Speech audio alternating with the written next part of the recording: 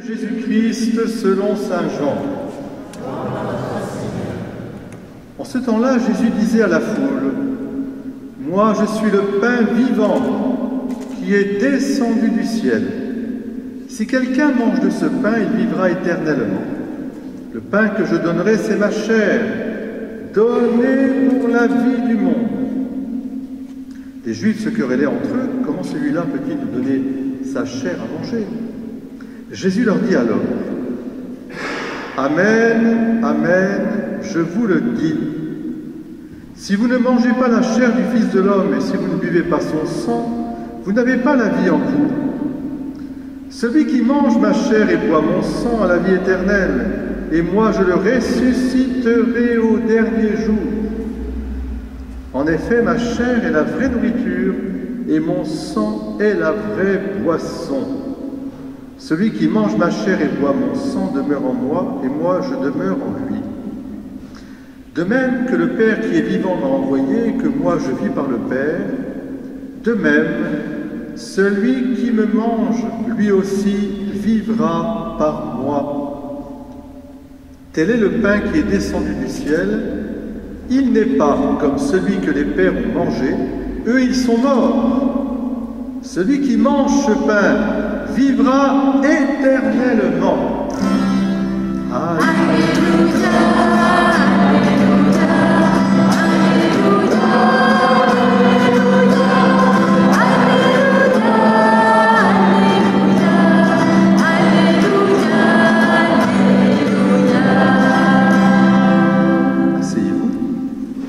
Merci d'être venu ce soir de manière un peu inhabituelle pour cette messe de 18h.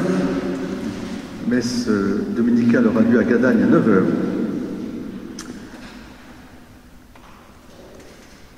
Alors je suis resté en bleu, couleur de Marie, et puis j'ai apporté Notre-Dame, ici Notre-Dame de Fatima, parce que c'est aussi la Vierge de tout pays, Reine de France.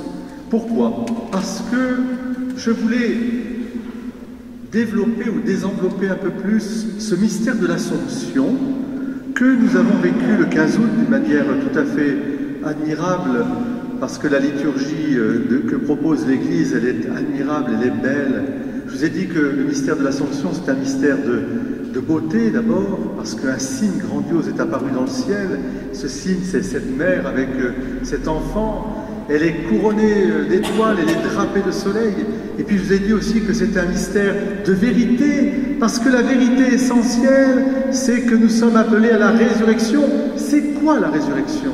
Ce n'est pas l'immortalité. Ça, l'immortalité, nous l'avons par notre âme. Mais la résurrection, c'est d'unir cette âme immortelle à un corps qui est pourtant mortel et qui est appelé à la résurrection, parce que nous sommes des êtres humains et que Dieu nous a créés à son image, à sa ressemblance, en épousant même notre nature humaine pour nous rendre participants dans notre nature humaine à sa vie éternelle, à sa résurrection. Vérité essentielle de la foi catholique, car si notre foi n'est pas fondée sur la résurrection des corps, alors vaine est notre foi.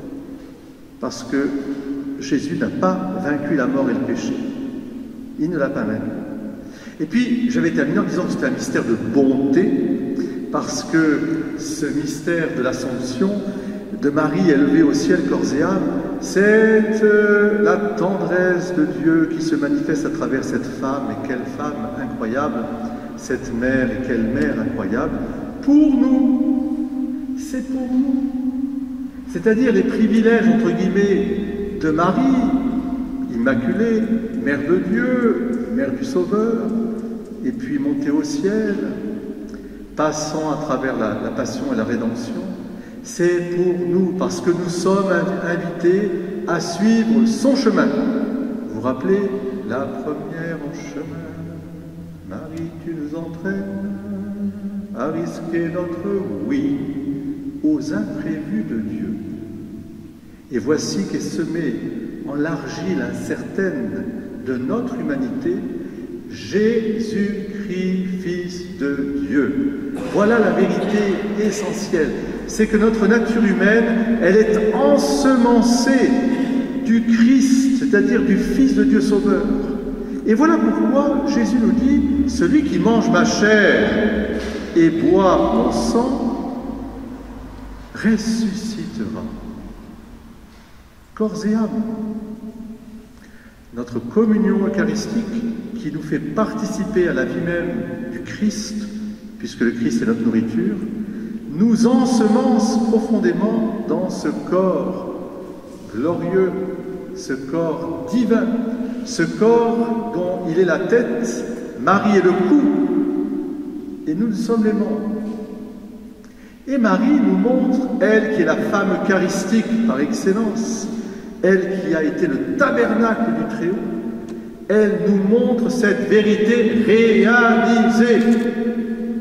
Marie est montée avec son corps et son âme au ciel parce qu'elle est femme eucharistique. Et elle nous entraîne, nous aussi, sur ce chemin.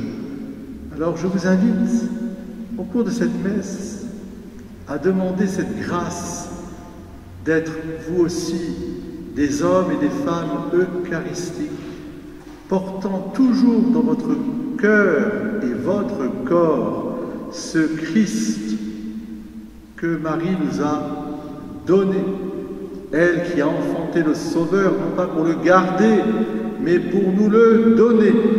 Et à sa suite, elle nous demande de donner nos Eucharisties pour le monde entier, à commencer par nos prochains, par ceux que nous aimons, mais aussi pour le monde entier, pour attirer toujours plus les hommes et les femmes de notre temps à ce qui est la seule et unique réponse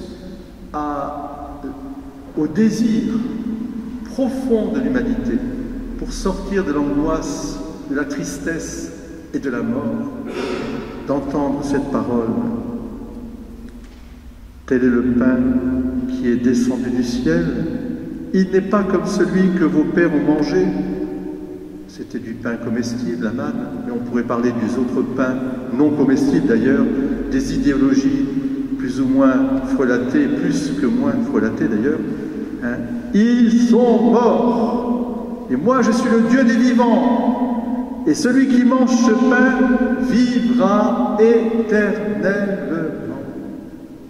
Voilà notre joie, voilà notre espérance, et elle passe par Marie, l'Immaculée, par Marie, Notre-Dame de l'Assomption.